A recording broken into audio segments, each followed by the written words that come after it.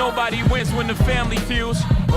The feds picked him An up. operation targeting gangs and violence in Stockton led to more than 70 arrests and dozens of guns. Operation taken off. Some niggas ain't no coming back. Over Nano, I won't play and niggas know it's that. Over Spaz, I caught a hat, the suckers know it's facts. Spun they block so many times, I'm getting bored of that. I'm tired of going to jail, cuz I got 2 prison terms and I'm 24. Like, cuz I'm tired of going to the pen. Like, it's niggas out here that's making bull paid. And that goes to say, it's not bull, it's just something that we don't like, necessarily. So with that being said, it's like, okay, let me try to drop something. Let me come with some, this shit might slap, and what it do. So it sound like you adding on to your hustle list. Sure. List of hustles. Yeah, cause I been getting money. I ain't got paid $1 off rap yet. But I been having some money, and this ain't even a lot of money. This maybe 8,000. Maybe. Like, this ain't a lot of money on the dead homies. But coming from where I come from, niggas will be on Instagram flexing this. Go on my Instagram and see where I'm flexing.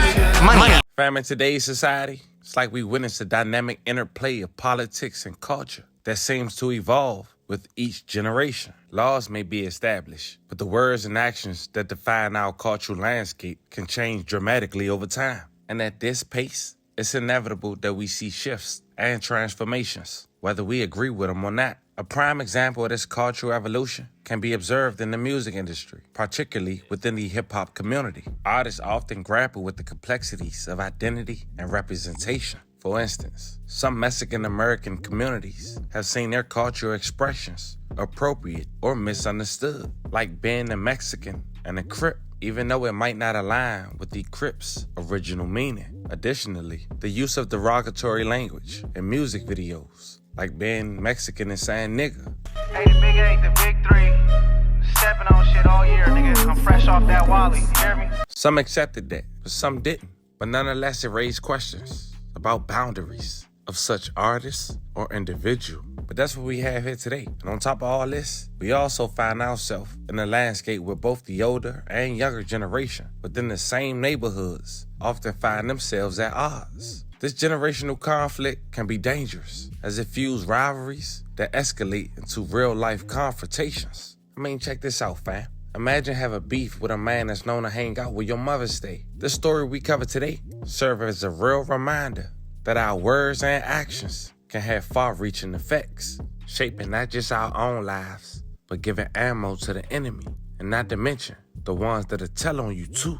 Fam, I said all that to get you to this point. Today we talk about a California rapper who was recently arrested for a crime he allegedly did 6 years ago. Now with 2 kids at the age of just 23, this young man just started rapping less than a year ago. And 6 months ago, he did an interview that may have inadvertently helped him get incarcerated. Speaking on his enemies from allegedly his same neighborhood and what he do to the ops in and out of jail. Today we go over who this man is, where he from, his alleged enemies, and why he was recently arrested for a crime he allegedly did 6 years ago. Like they say, we all know simple math. 6 + 6 = 12. But before we go over this one, I want you guys to remember, I won't give you no angle. I just give you the story. So with that being said, make sure you like, comment, and subscribe. We're gonna jump right to it. Fam, meet Ray Nico Flores, also known by his rap stage name, Bands MB3s, from Stockton, California. According to himself, he's a Crip. He also rep Fly Boys and Muddy Boys. And from the outside looking in, it also looked like he's known for having animosity with the crew within his own neighborhood that's the younger generation under him, which will also later play key to this story. Due to him being in and out of jail, this California rapper didn't start rapping until early 2024, with the track released 8 months ago with over 1.3 million views and counting, titled The Flyest Crip. Every nigga I shot, hands dirty, I'm blowing every weapon I bought. I be high as fuck, smoking on it. With this newfound fame, just 2 months after releasing that song, he went on the popular podcast No Jumper and discussed his politics in his neighborhood and beef with the well-known rapper who's well acquainted with the host of No Jumper, EBK J-Bo. The dead people's names out. Why do that? Why make that decision? Them niggas dead. Niggas ain't gotta, you feel me? Niggas say them names sometimes, but like, them niggas dead, so it wouldn't matter if I say them names or not say them names, because them niggas not here, so it's like, fuck them niggas. just bleep them shits out. That's how. Like, let them wonder. Nah, cause it's really fucked them. So it's like we show them no respect. Sometimes we just bleep that shit out. But you know who we talking about. You got some like. So when Band's MP3s had made his way to No Jumper, he wanted to set some records straight. I'm gonna show a clip. I don't want to spoil the interview over there for No Jumper, but check it out. We don't know who they are. They ain't never robbed us. I feel like that's what you're getting at. You're saying that they were hitting licks on people that were they shouldn't have been. Listen, cuz I ain't never got shit to Them niggas know so. Oh, bro, they don't even play, man. Listen, cuz we been at niggas' houses, chilling from niggas' mama's houses. Shiesty activities within the gang is what you're saying. And we not discussing the community. No. But we not discussing His question was, we gonna go from Scribner to Matahero. Amongst this, it was no structure because we young niggas and all the older niggas going on indictments. So we thinking that if we backdoor a nigga from 9 Gil, it didn't mean nothing. But it did mean something. Right. 9 Gil as a collective. That's just how the new era is, bro. They make their own politics. You either with it or you ain't. Yeah, exactly. If you ain't got no structure in that hood, you either with it or you ain't. What you finna do? You gotta pick and choose fast. But our hood ain't one of them. Like, it's really like niggas can't just make no like. You 2 blocks away from that, cause it ain't no. You ain't about to just. You from this and from there. How? So you're saying it wasn't that somebody from EBK f***ed you guys over. It was that you guys f***ed EBK dudes over. No, I ain't saying either one of them. Oh. It was young niggas. And I'm not gonna say me personally because I was in prison. So I'm not gonna say me personally, but we just gonna say it was the youngsters. We just gonna say young. The young niggas younger than me. Cause I'm a young nigga still, so it's niggas younger than me. Younger than that. It was some young shit. 15, 16. Some weird shit happened. And now it's, we this, we that, we this, we that. So y'all from Jordan Court? Where's Jordan Court at? Oh. So when the did y'all start claiming this court? I don't know. Cause we've been, I'm saying. No, that and exactly. You're getting a little too deep for me. I don't know. But I don't know. I don't have the answer to that. Feel exactly how you said, like, I don't know, like, that's right here, brother. No. Exactly how you feel. It must have been a big deal for him to go from being cool with you to fly exterminator. And they never did nothing. Extermination is a lot. Hold on. He's never exterminated a fly. He ain't never did. He's got a lot of lyrics like saying that you, like as the listener, you need to go. Listen. You need to take a man. Listen.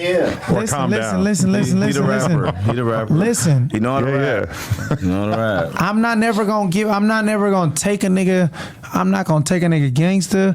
I'm not gonna take a nigga where a nigga is due credit. It's due credit. I don't give a if I hate this nigga the most in the world. If a nigga come in this county and fight, he stand out with you. Okay, that's cool, respectable. A nigga rap, I'm not gonna say you can't rap. Just cap. But you hella cap. For you to say you're a fly exterminator, that's too much. Have you fought us before? Have you fought us before in the county? Yes, for sure. Have you got in a car and done something to a nigga that I say that I love? Negative. If I feel like, damn, cuz like, whatever it is that's going on, cuz we gonna get on. If I'm arguing my bitch, if I get on the phone with one of these niggas, and hey, big bro, what you whoop? Bro, he get on Instagram, he popping it in there, we gonna get down. Don't get on no Instagram popping it about nothing, cause we gonna fight.